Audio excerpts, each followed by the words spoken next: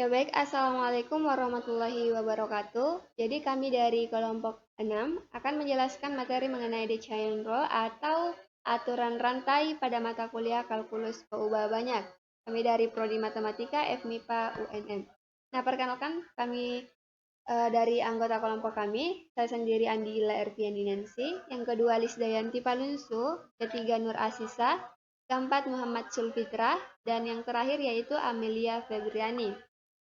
Nah, the chain rule theorem atau teorema aturan rantai. Nah, aturan rantai untuk fungsi-fungsi komposit satu variabel itu sekarang sudah dikenal oleh semua pembaca. Nah, makanya itu kita sudah tahu sebelumnya ya dan sudah kita pelajari untuk aturan rantai pada fungsi-fungsi komposit satu variabel untuk mata kuliah kalkulus diferensial pada semester sebelumnya. Nah, dan berlaku jika Y sama dengan fxt, dengan f dan x keduanya fungsi yang dapat didiferensiasikan, maka dy per dt itu sama dengan dy per dx dikali dx per dt. Nah, untuk teorema dari aturan rantai pada kalkulus peubah banyak ini, misalkan x sama dengan xt dan y sama dengan yt, terdiferensiasikan di t, dan misalkan z sama dengan fx, y terdiferensiasikan di xt, yt. Nah, ini kita tahu bahwa z sama dengan fx, y itu merupakan fungsi vektor ya. Maka berlaku z sama dengan fxt, yt. Nah, ini dapat didiferensiasikan di t, dan dz per dt itu sama dengan dz per dx dz per dx dikali dx per dt ditambah dz per dy dikali dy per dt. Nah, di sini juga kita lihat bahwa ada yang sama di sini. Tapi ini tidak bisa kita coret ya karena akan menghasilkan dz per dt ditambah dz per dt itu tidak berlaku. Nah, untuk teorema dari aturan rantai pada fungsi-fungsi komposit satu variabel sebelumnya, yaitu misalkan Y sama dengan FU dan U sama dengan GX. Nah, jika G terdiferensiasikan di X dan F terdiferensiasikan di U sama dengan GX, maka fungsi komposit F kali G yang didefinisikan oleh F G kali X itu sama dengan FGX. Nah, itu adalah terdiferensiasikan di X. Maka berlaku dy per dx sama dengan dy per du dikali du per dx. Nah, jadi untuk teorema sebelumnya pada aturan rantai fungsi komposit satu variabel, apakah analoginya itu berlaku? Jadi pernyataan itu misalkan R yang menyatakan bilangan real dan R pangkat N menyatakan ruang N Euclides. Jadi misalkan G fungsi dari R ke R pangkat N itu, dan misalkan F adalah fungsi dari R pangkat N ke R. Nah, jika G tersebut terdiferensiasikan di T, dan jika F terdiferensiasikan di GT, maka fungsi komposisi F kali G itu terdiferensiasikan di T. Dan untuk teorema A juga itu terdiferensiasikan di T. Maka berlaku untuk ini F kali G aksen T sama dengan del FG T dikali G aksen T. Nah, untuk buktinya dapat kita lihat. Nah, kita tirukan nih bukti fungsi satu variabel dari lampiran sebelumnya. Jadi untuk teorema B, untuk menyederhanakan cara penulisan, kita misalkan P itu sama dengan X, Y. Delta P itu sama dengan delta X, delta Y. Dan delta Z itu sama dengan F dalam kurung P ditambah delta P dikurang FP. Maka karena F dapat didiferensiasikan, maka delta Z itu sama dengan F dalam kurung P ditambah delta P dikurang F dalam kurung P itu sama dengan del FP dikali delta P ditambah epsilon kali delta P dikali delta P. Nah, maka menghasilkan Fxp delta X ditambah Fyp delta Y ditambah epsilon delta P dikali delta P. Nah, jadi dengan epsilon delta P menuju 0 ketika delta P menuju 0, maka kita membagi kedua ruas dengan delta T. Nah, sehingga diperoleh yaitu delta Z per delta T itu sama dengan Fxp dikali delta Z per delta T ditambah Fy dikali P dikali delta Y per delta T ditambah epsilon dikali delta X per delta T, delta Y per delta T. Nah, jadi sekarang itu untuk delta X per delta T, delta Y per delta T-nya itu mendekati dx per dt, dy per dt. Nah, ketika delta T menuju 0, juga ketika delta T menuju 0, baik delta X dan delta Y, dua-duanya itu kan mendekati 0. Nah, kita ingat bahwa xt dan yt adalah kontinu dan terdiferensiasikan. Kan menyusul bahwa delta P itu menuju 0. Dan karenanya epsilon dikali delta P itu menuju 0, akibatnya kita peroleh dan kita membiarkan delta T itu menuju 0. Nah, dari persamaan sebelumnya itu kita peroleh dz per dt itu sama dengan fxp dikali dx per dt ditambah fyp dikali dy per dt. Nah, jadi untuk hasil tersebut sesuai dengan atau ekivalen dengan pernyataan yang diminta. Berikutnya saya berikan kepada pemateri berikutnya. Sekian. Bismillah. Baik, saya akan melanjutkan materi selanjutnya. Kita sudah masuk kepada contoh soal. Contoh soal 1 pada teorema A. Andaikan Z sama dengan X pangkat 3 dikali Y, dengan X sama dengan 2T, dan Y sama dengan R kuadrat, carilah turunan dari Z atau carilah dz per dt. Jawab. Dz per dt itu sama dengan du Z per du X dikali dx per dt ditambah du Z per du Y dikali dy per dt. Itu sama dengan 3x pangkat 2 dikali Y turunan Z dari X dikali 2 turunan X dari T ditambah X pangkat 3 yaitu turunan Z dari Y dikali 2T yaitu turunan Y dari T.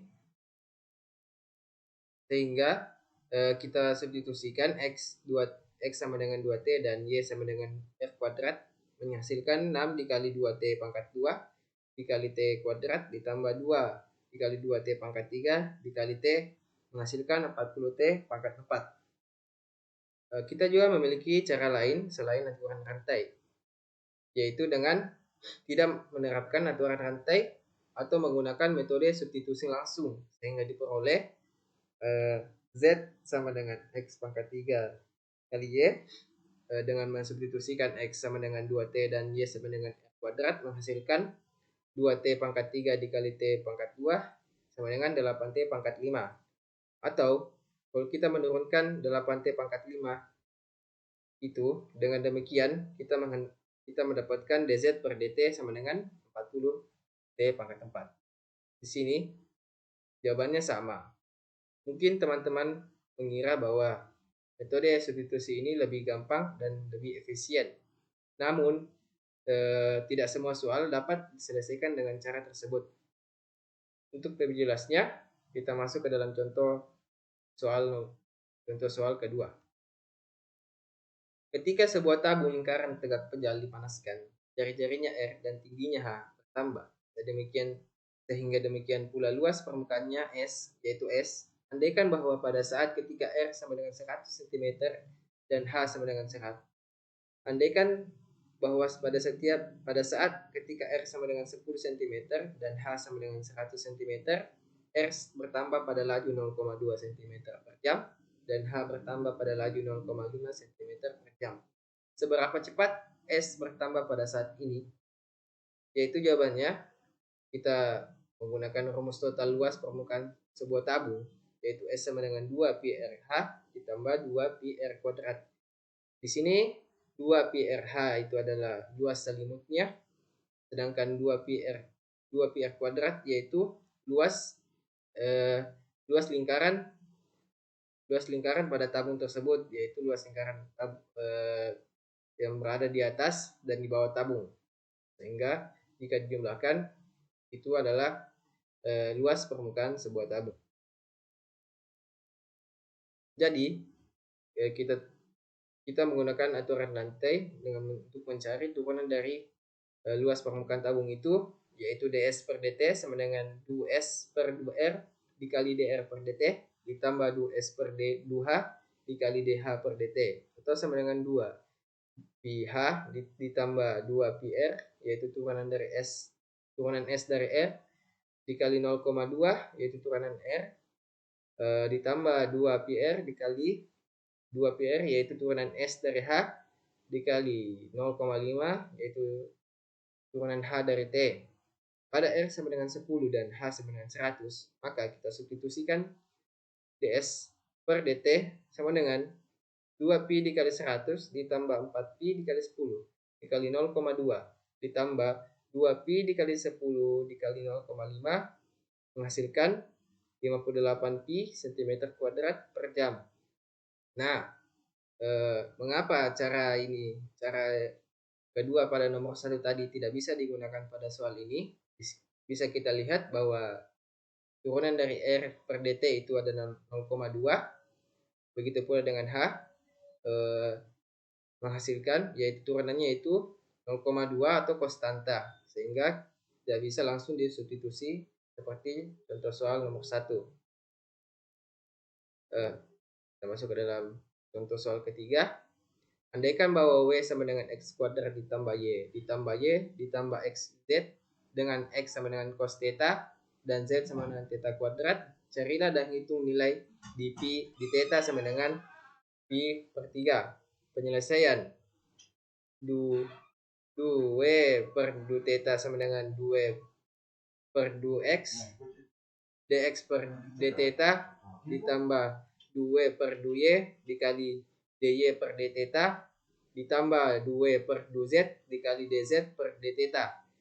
Itu sama dengan 2x y ditambah z dikali min sin theta ditambah x kuadrat ditambah 1 dikali cos theta ditambah x dikali 2 theta, sehingga menghasilkan minus 2 cos theta dikali sin kuadrat theta dikurang theta kuadrat dikali sin theta ditambah cos pangkat 3 theta ditambah cos theta ditambah 20 cos theta, sehingga kita substitusikan T sama dengan pi per 3 atau sama dengan 60 derajat, menghasilkan dw per d theta sama dengan minus 2 dikali 1/2 dikali 3/4 dikurang pi kuadrat per 9 dikali akar 3/2 ditambah 1/4 ditambah 1 dikali 1/2 ditambah 2 pi per 3 dikali 1/2, menghasilkan minus 8 minus 1/8 dikurang pi kuadrat dikali akar 3/18 ditambah pi akar 3.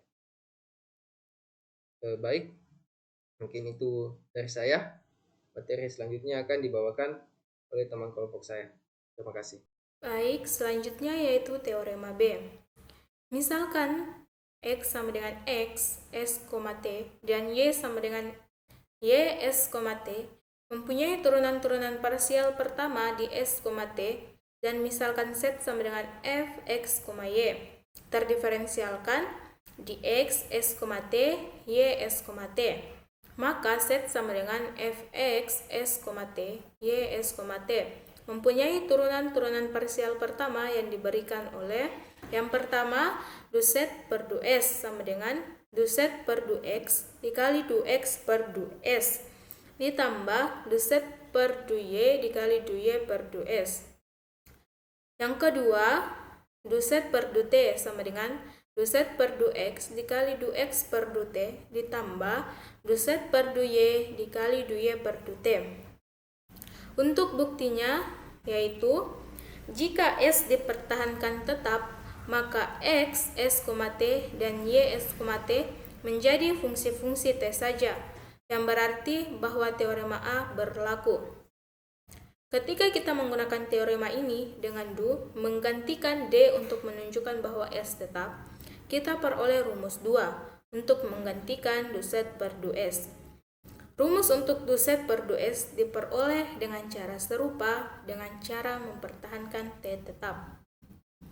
Untuk contohnya yaitu yang pertama, jika Z sama dengan 3x kuadrat dikurang Y kuadrat dengan X sama dengan 2S ditambah 7T dan Y sama dengan 5ST, maka carilah du Z per du T dan nyatakan dalam bentuk S dan T. Maka penyelesaiannya yaitu rumus untuk mencari du Z per du T yaitu du Z per du X dikali du X per du T ditambah du Z per du Y dikali du Y per du T. Maka sama dengan 6X, di mana 6X ini adalah turunan X terhadap Z dikali 7, yaitu turunan T terhadap X, ditambah minus 2Y, yaitu turunan Y terhadap Z, dan 5S, di mana turunan T terhadap Y.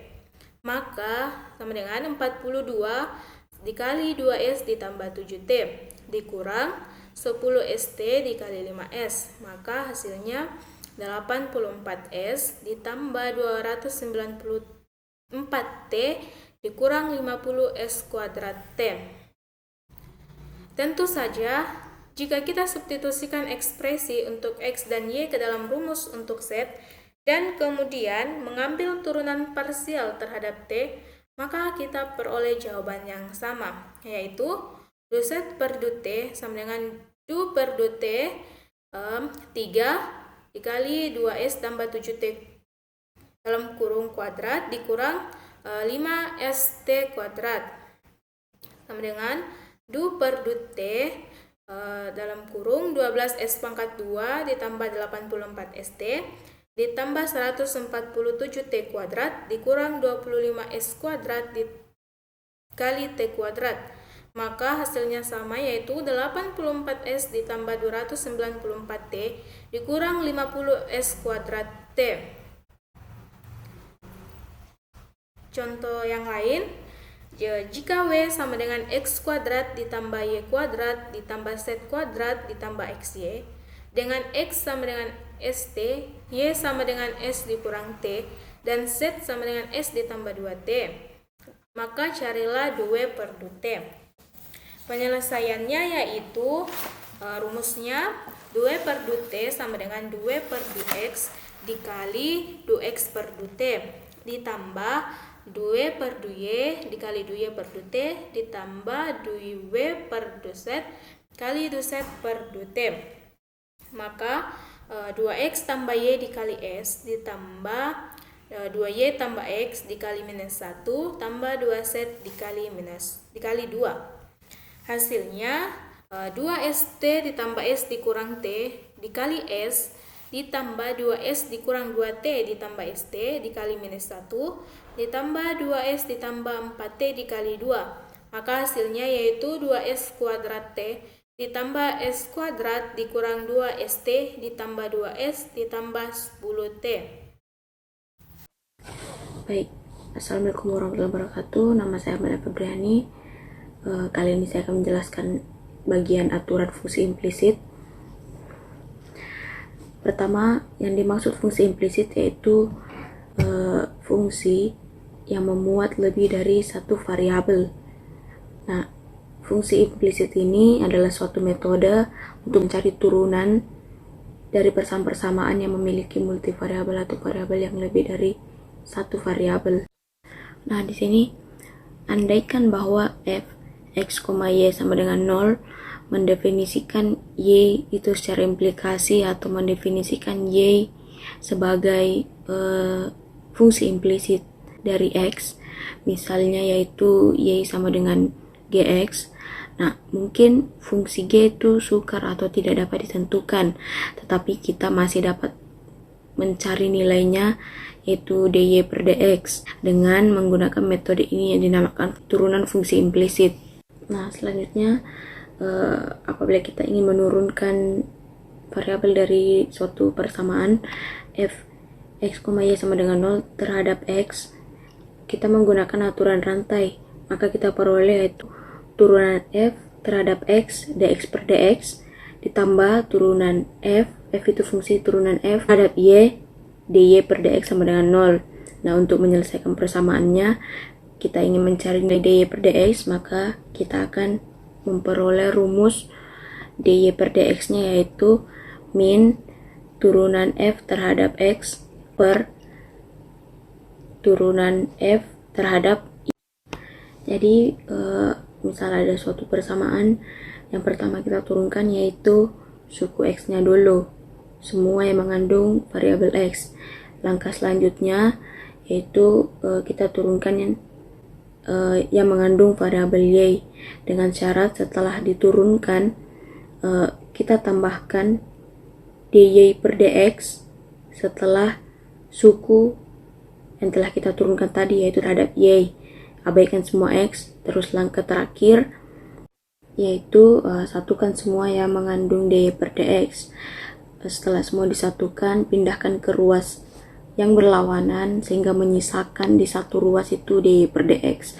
Maka akan kita dapatkan nanti seperti rumus yang telah tertera di slide, yaitu min turunan F terhadap X-nya per turunan F terhadap Y. Nah, yang selanjutnya yaitu jika suatu fungsi implisit dari X dan Y didefinisikan oleh persamaan F sama dengan X, Y, Z sama dengan 0, maka diferensiasi dari kedua ruas tersebut terhadap X atau turunan terhadap X-nya dengan tetap mempertahankan Y, maka kita peroleh rumus turunan F terhadap X sama dengan turunan F terhadap X dx per dx ditambah turunan F terhadap Y dy per dx ditambah turunan F terhadap Z dz per dx sama dengan 0. Jika kita selesaikan persamaan apabila ingin mencari nilai dari dz per dx, dan kita perhatikan bahwa atau kita ketahui bahwa dz per dx itu sama dengan 0, maka kita peroleh rumus yaitu dz per dy.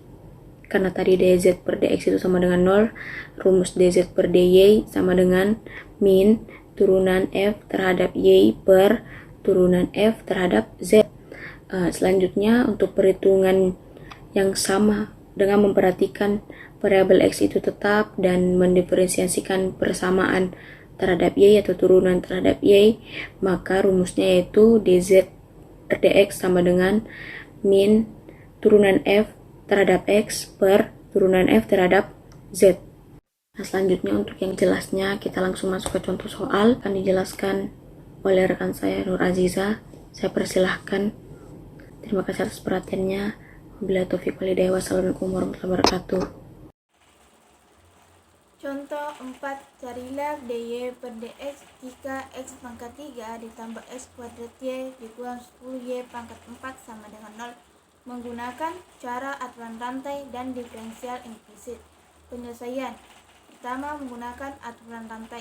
Misalkan f dalam kurung x, y sama dengan x pangkat 3 ditambah x kuadrat y dikurang 10 y pangkat 4, maka dy per dx sama dengan minus dou f per dou x per dou f per dou y sama dengan minus 3x kuadrat ditambah 2xy per x kuadrat dikurang 40 y pangkat 3.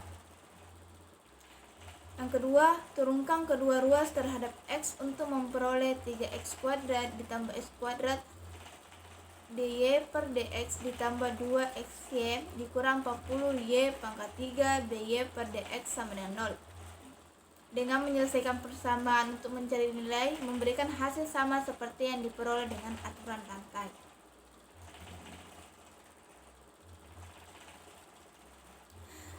Contoh selanjutnya yaitu jika f dalam kurung x, y, z sama dengan x pangkat 3 epsilon y tambah z dikurang y sin dalam kurung x kurang z sama dengan 0. Mendefinisikan z secara implisit.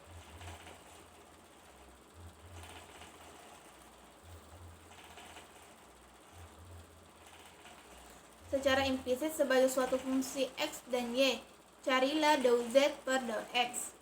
Penyelesaiannya yaitu dou z per dou x sama dengan minus dou f per dou x per dou f per dou z sama dengan minus 3x kuadrat epsilon pangkat y tambah z dikurang y cos dalam kurung x kurang z per x pangkat 3 epsilon pangkat y tambah z tambah y cos dalam kurung x kurang z. Contoh selanjutnya, misalkan W sama dengan X kuadrat Y dengan X sama dengan T dan Y sama dengan T kuadrat. Tentukan dW per dt. Penyelesaiannya yaitu dW per dt sama dengan dW per dY dikali dx per dt ditambah dW per dY dikali dy per dt. Sama dengan dalam kurung 2x pangkat 3 dikali 3t kuadrat ditambah dalam kurung 3x kuadrat y kuadrat dikali dalam kurung 2t, yaitu 2t pangkat 3 dalam kurung t pangkat kuadrat pangkat 3 dalam kurung 3t kuadrat ditambah 3t pangkat 3 di pangkat 2 dalam kurung t kuadrat pangkat 2 dikali 2t. Hasilnya yaitu 2t pangkat 3 dikali t pangkat 6 dikali 3t kuadrat ditambah 3t pangkat 6 dikali t pangkat 4 dikali 2t. Maka yaitu 6t pangkat 11 ditambah 6t pangkat 11 sama dengan 12t pangkat 11. Contoh selanjutnya, misalkan z sama dengan 3s kuadrat dikurang y dengan x sama dengan 2s tambah 7t dan y sama dengan 5st. Tentukan dou z per dou t dan dou z per dou x. Penyelesaiannya yaitu dou z per dou t sama dengan dou z per dou x dikali dou x per dt ditambah dou z per dou y dikali dou y per dou t sama dengan 6x dikali 7 ditambah minus 2y dikali 5x sama dengan 42 dalam kurung 2x ditambah 7t dikurang 50x kuadrat t. Dou z per dou x, cara penyelesaiannya itu sama dengan dou z per dou x dikali dou x per dou s ditambah dou z per dou y dikali dou y per dou x sama dengan 6x dikali 2 ditambah dalam kurung minus 2y dikali 5t. Hasilnya yaitu 12 dalam kurung 2x ditambah 7t dikurang 50xt kuadrat. Itulah hasil presentasi dari kelompok kami. Wassalamualaikum warahmatullahi wabarakatuh.